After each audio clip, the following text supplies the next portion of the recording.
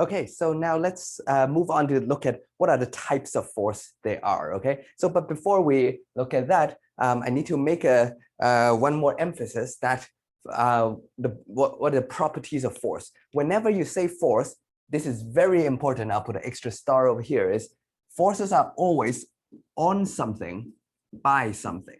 Okay, so we will give you a list of example of forces in a second, but you will see me iterate again and again that forces are always on something, on an object by a source. Okay, usually that's the on an object by some other source like that. Okay, so I'll even put this in a box. Right, so the complete statement is whenever you talk about forces, make sure you have this little fine print over here. Okay.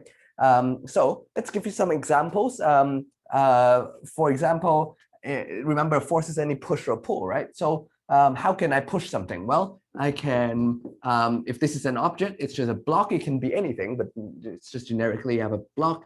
I can use my hand and just push it. Well, that's a pushing force. Okay, so this is a pushing force. It's a very generic pushing force, right? But I need to say it's on the box by my hand. Okay, so this is like the fine print, but that's an example. Well, I can also pull the box, right? I can't really draw it, but this can be a pulling force. Okay, we don't have any specific names other than just calling that, but again, it's on the box by my hand. Okay, like this. Okay, but there are more things I can do with, right? I can push it with a rod. I can have a rod and sort of push it with a 10-foot pole. The same thing, it's also a pushing force.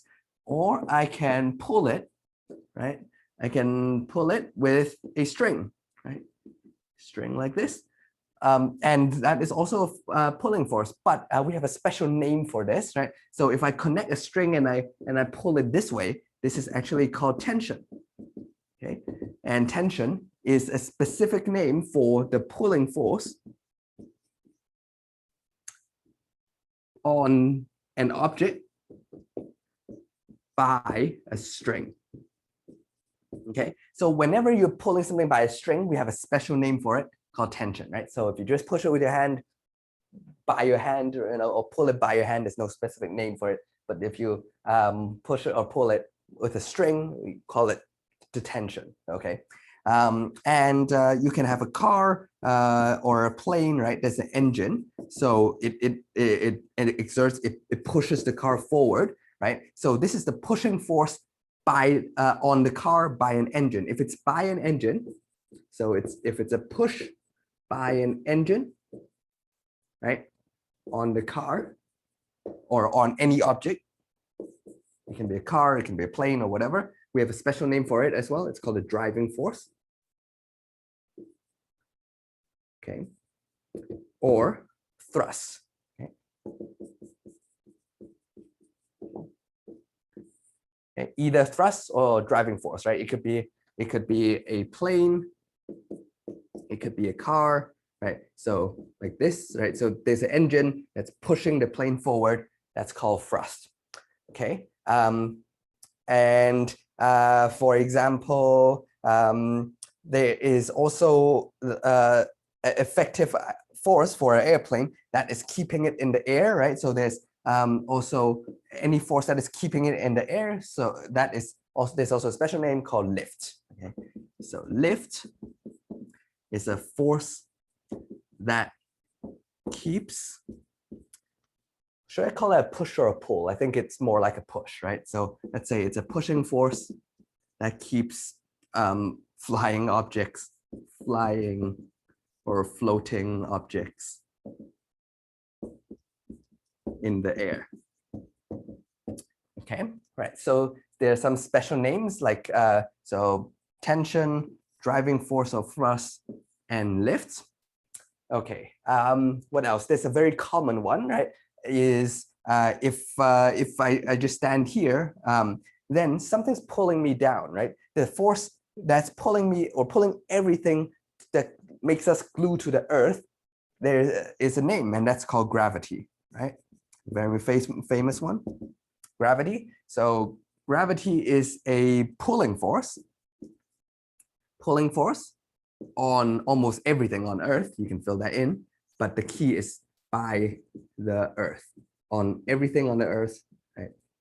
By the Earth. So if this pull by the Earth, right, it's called gravity or gravitational force. All right. And there's one more that is you might not think about it a lot. Well, there's a lot more, but the ones with special names, because I can push something with my hand, I can push something with a pole, I can push something with another object, right? There's a lot of things, but I'm pointing out something that has special names.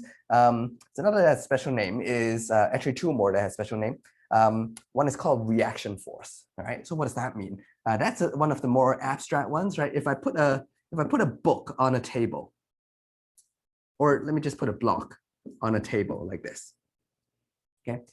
Well, what forces are there, right? So let's think about it. So now, if you, what are the forces on this box? Well, there's gravity, which is going to pull it down, but that cannot be the only force, because we just learned Newton's second law that tells us if that's the only force on this box, right, on the table, then this will start accelerating downwards, right? So if I have a table here, I put a box over here, well, gravity will try to accelerate it down, which means it'll go down faster and faster.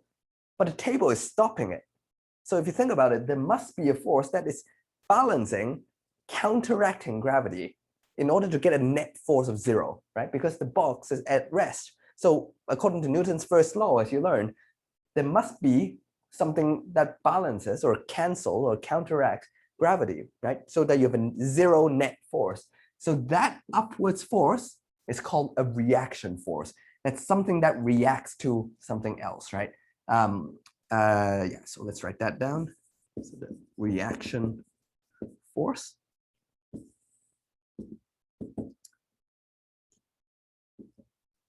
And it's sometimes also called the normal force.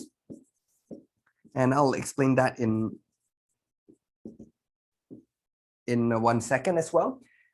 It's a force that reacts to, is a contact force, usually a push, that reacts to other external forces. Okay, so notice the word contact force is because it's touching it, right? So it's almost like a hand pushing it, right? Pushing it back up. So we'll see more and more examples, and it will be a little bit more clear. And I'll put in one more, is called friction, right? So imagine, yeah, let's have a flat road over here, and I take a box and I push it, right? So it starts moving, but then it goes slower and slower. Well, what does that mean? As we learned in Newton's first law, is if there is no forces, it should continue in the constant speed. But the fact that it goes slower and slower means that, right? So let's say it's moving this way, means that there must be a force pulling it back. And that's due to, right, the contact with the surface. So it's another example of a contact force. Should we call that a push or a pull? It may be a pull, but you don't have to worry too much. It's a contact force that opposes the motion. Okay, opposes motion or tendency of motion. Okay, we'll talk about friction much more, right? So this is called it's called friction or friction forces. Okay, so reaction force or normal force, etc. Right. So I'll justify that in a little bit. Well, right. The word normal in physics or mathematics, it doesn't mean like it's common, although you can interpret it that way as a pun. But what it means is it's perpendicular. It's perpendicular to the surface. So as you can see, the box is contacting the table here, but it's perpendicular, meaning it makes a 90 degrees to the surface of contact. So that's what's called a normal force. Okay. So these are the types of force over here. Let's classify them into a proper group, right? Okay. So If you haven't got everything, you can pause the video a little bit to copy it. I'll erase this first. Okay. So since as I just listed a bunch of force, right? These are all examples of pushes and pulls on an object by different things. And I'm just pointing out a couple of names like tension is a force by a string. A driving force is a force by an engine, right? A reaction force is a force by another surface that is counteracting either gravity or anything else. Another example of reaction force is if I lean against the wall like this, right? I'm exerting a pushing force on the wall, but I'm not going anywhere, which means there must be a counteracting force, and that's a reaction force or a normal force. So it's normal meaning perpendicular to the wall, it's pushing me back, right that way. Okay, so we have a bunch of forces. So what do we do in science? It's a common feature when you have a lot of things to try to analyze. The first thing you want to do is classification. You want to classify them. And there's a very easy classification of forces. And it's classified into what's called contact force and non-contact forces.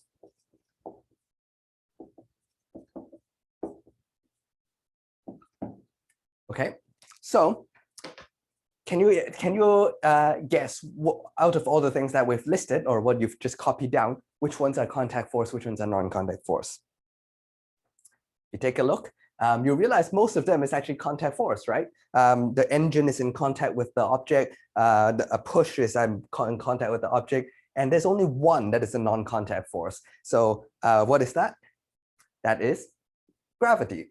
So if you think about it, right? So if I let go of this pen, it'll fall down. So when I let go, nothing is touching it, right? So ignore the air for a little bit. Even if I take away the air, it will fall. What's causing it to fall? Because forces are always what?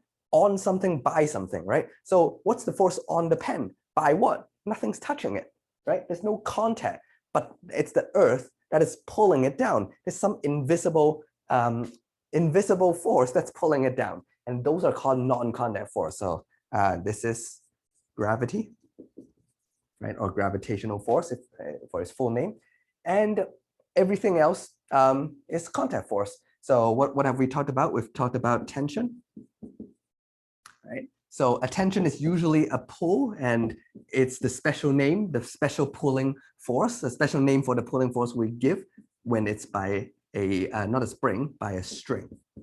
I was gonna write by a spring the other one. Before I explain the name, I'll actually give you the name first. It's called restoring force. I think I missed that in the list earlier. Restoring force, interestingly, it could be a push or a pull, and I'll explain it in a second, by springs.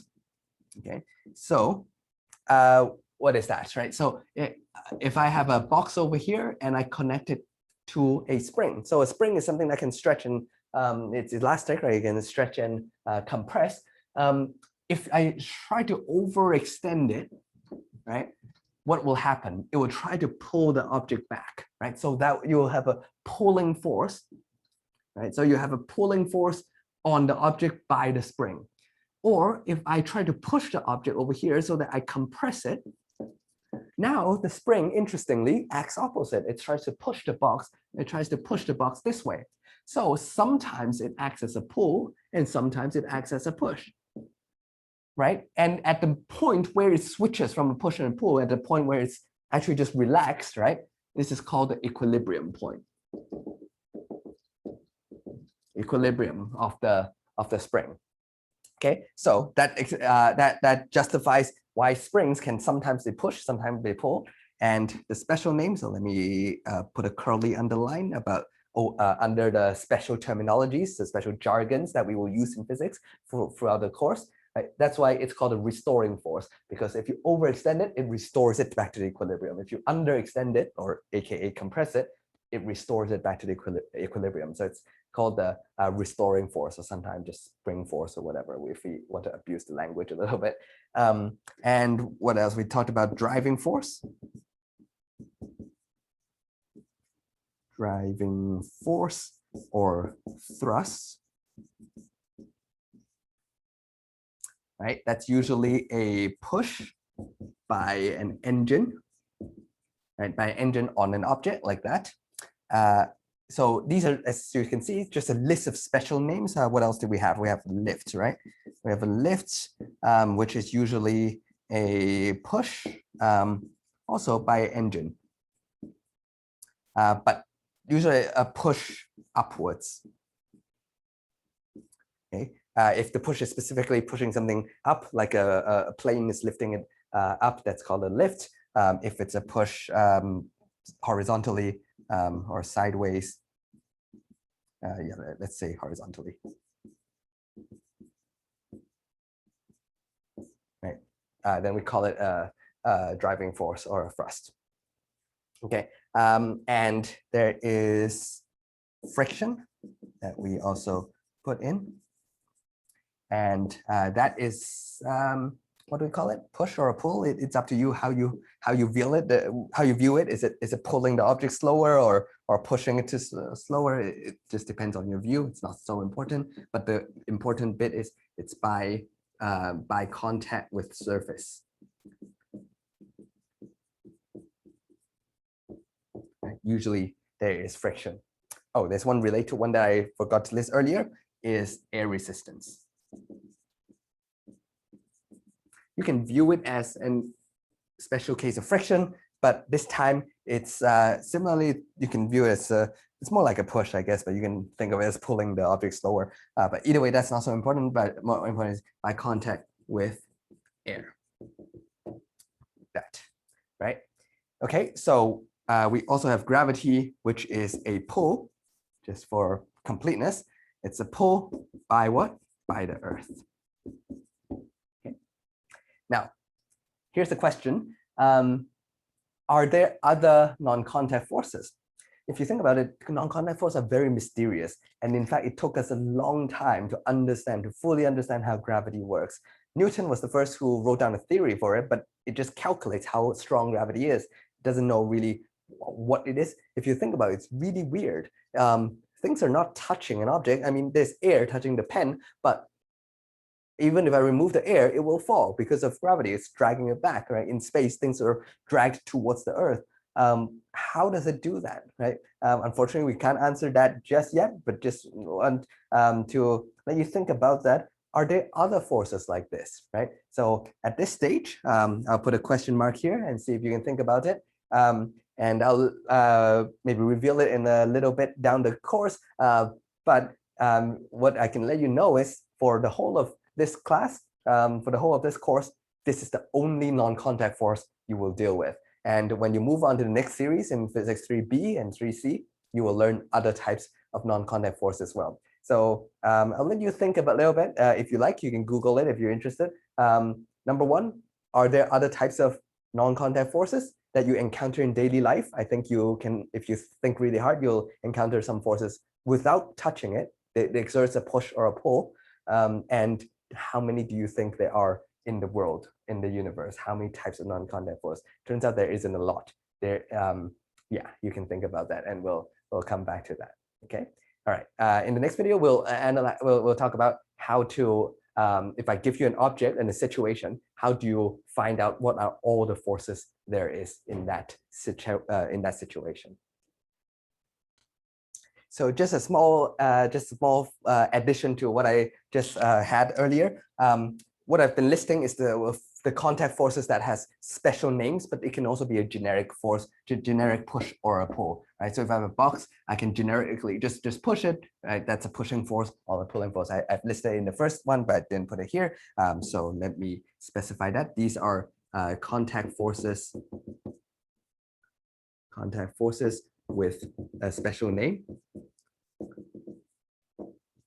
Because sometimes we talk about driving force or we talk about tension a lot, so we give it a special name, but we can also have contact force. We actually put that here, right on top. We can have a contact force, which is some generic push or pull.